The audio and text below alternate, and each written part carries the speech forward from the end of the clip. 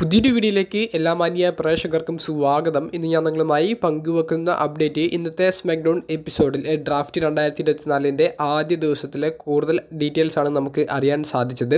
അപ്പോൾ ഇന്നത്തെ സ്മാക്ഡൗൺ എപ്പിസോഡിലെ വലിയൊരു ഹ്യൂജ് അനൗൺസ്മെൻറ്റായി നമ്മൾ കാത്തിരുന്നത് സൂപ്പർ താരമായ റോമൻ റീൻസ് ഏത് ബ്രാൻഡിലാണ് ഡ്രാഫ്റ്റിന് ശേഷം ഉണ്ടായിരിക്കുക എന്നുള്ള ഒരു കാര്യം അറിയാൻ വേണ്ടിയിട്ടാണ്.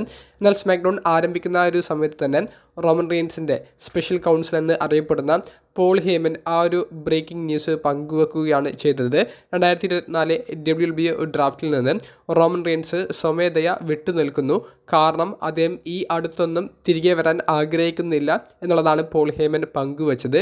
അതുകൊണ്ട് തന്നെ ഈ ഡ്രാഫ്റ്റിൻ്റെ ആദ്യ ദിവസത്തിൽ അല്ലെങ്കിൽ ഡ്രാഫ്റ്റ് 2024 തന്നെ റോമൻ റീൻസിനെ ഒഴിവാക്കിയ ഒരു അപ്ഡേറ്റാണ് പിന്നീട് WNBA സ്ഥിരീകരിച്ചുകൊണ്ട് പുറത്തേക്ക് വിട്ടത്. അപ്പോൾ ഡ്രാഫ്റ്റിൽ നിന്ന് റോമൻ റീൻസ് മാറി നിൽക്കാനുള്ള കാരണം ഇൻട്രസ്റ്റിംഗ് ആണെന്നാണ് എനിക്ക് പറയാനുള്ളത്. എന്താണെന്ന് വെച്ചാൽ റോമൻ റീൻസ് നിലവിലൊരു ഫ്രീ ഏജൻറ്റ് സ്റ്റാറ്റസ് ലഭിക്കുന്ന ഒരു റെസ്ലറായി മാറും. ഫ്രീ ഏജൻറ്റ് സ്റ്റാറ്റസ് ലഭിക്കുമ്പോൾ അദ്ദേഹത്തിന് ഏത് ബ്രാൻഡിൽ വേണമെങ്കിലും അപ്പിയർ ചെയ്യാൻ സാധിക്കും. അദ്ദേഹത്തിന് വേണമെങ്കിൽ ഒരു സ്റ്റോറി ലൈൻ്റെ ഭാഗമായി റോയിലോ അല്ലെങ്കിൽ സ്മാക്ഡൗണിലോ അപ്പിയർ ചെയ്യാൻ സാധിക്കും. അപ്പോൾ റോമൻ റീൻസിൻ്റെ അപ്പിയറൻസിന് ഒരു സർപ്രൈസ് ഫാക്ടർ ഉണ്ടായിരിക്കും. അതിലൂടെ കൂടുതൽ ഇൻട്രസ്റ്റിംഗ് ഉള്ള പുതിയ സ്റ്റോറി ലൈനുകളും നമുക്ക് കാണാൻ സാധിക്കും. അതുകൊണ്ട് തന്നെ റോമൻ റീൻസ് ഫ്രീ ഏജൻറ്റ് സ്റ്റാറ്റസിൽ നിൽക്കുന്നതാണ് ബെറ്റർ ഓപ്ഷൻ എന്നാണ് എൻ്റെ അഭിപ്രായം. പക്ഷേ റോമൻ റീൻസിനെ അഡ്വർടൈസ് ചെയ്തിട്ട് റോമൻ റീൻസ് ഇല്ല എന്ന് പറഞ്ഞത് ആരാധകരെ സങ്കടത്തിലാഴ്ത്തിയിട്ടുണ്ട് എന്നുള്ളൊരു അപ്ഡേറ്റും കൂടി പങ്കുവെക്കാനുണ്ട്.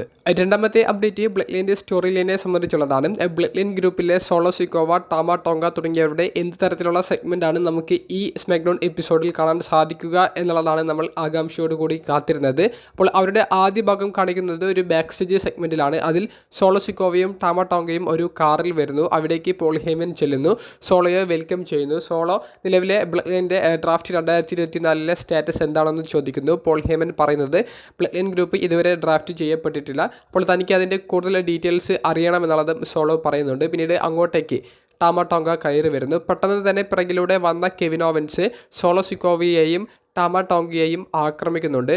പെട്ടെന്ന് സെക്യൂരിറ്റി ഗാർഡ്സ് വന്നിട്ട് ഇവരെ പിടിച്ചു മാറ്റുന്നു.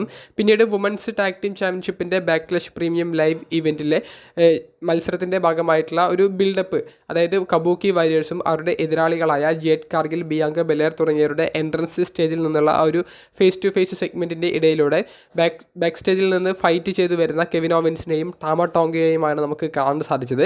അവർ ഫൈറ്റ് ചെയ്ത് റിങ്ങിലേക്ക് കയറുന്നു. സോളോയും പിറകിലൂടെ വന്ന് കെവിൻ ഓവൻസിനെ ആക്രമിക്കുന്നു. അപ്പോൾ ബ്ലഡിന് ഒരു നമ്പേഴ്സ്, അതായത് 2-on-1 സിറ്റുവേഷനിൽ അവർക്ക് ആധിപത്യം കിട്ടുന്നു. ആ ഒരു സമയത്താണ് റാൻഡി ഓർട്ടൻ്റെ മ്യൂസിക് പ്ലേ ആകുന്നത്. റാൻഡി ഓർട്ടൻ്റെ ഒരു സർപ്രൈസ് എൻട്രി നമുക്ക് കാണാൻ സാധിക്കുന്നു. റാൻഡി ഓർട്ടൻ വന്ന ഉടനെ തന്നെ ബ്ലഡ് താരങ്ങളെ ആക്രമിക്കുന്നു. അവർ റിങ്ങിൽ നിന്ന് ഓടി രക്ഷപ്പെടുന്നതാണ് നമുക്ക് കാണാൻ സാധിച്ചത്. അപ്പോൾ കെവിൻ ഓവൻസും റാൻഡി ഓർട്ടനും സ്റ്റാൻഡിങ് ടോൾ എന്നുള്ളൊരു രീതിയിലാണ് അവർ ആ ഒരു സെഗ്മെൻറ്റ് അവസാനിപ്പിച്ചിട്ടുള്ളത്.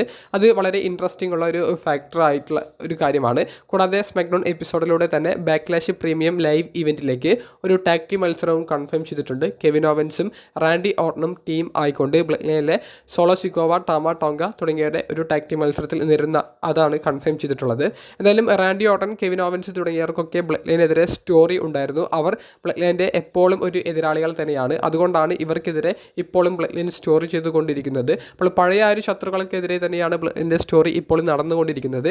ഇനി വരുന്ന ആഴ്ചയിൽ ബ്ലഡ് ലൈനിൽ പുതിയൊരു മെമ്പർ വരാനുള്ള സാധ്യതയുണ്ട്. അത് ജേക്കബ് ഫാറ്റു ആയിരിക്കും. മിക്കവാറും ബാക്ക്ലാഷ് പ്രീമിയം ലൈവ് ഇവൻറ്റിലായിരിക്കും ജേക്കബ് ഫാറ്റുവിൻ്റെ ഒരു ഡെബ്യൂ കാണാൻ സാധിക്കുക. അത്തരത്തിലുള്ള ഒരു സാധ്യതയും ഇപ്പോൾ തുറന്നു വരുന്നുണ്ട്.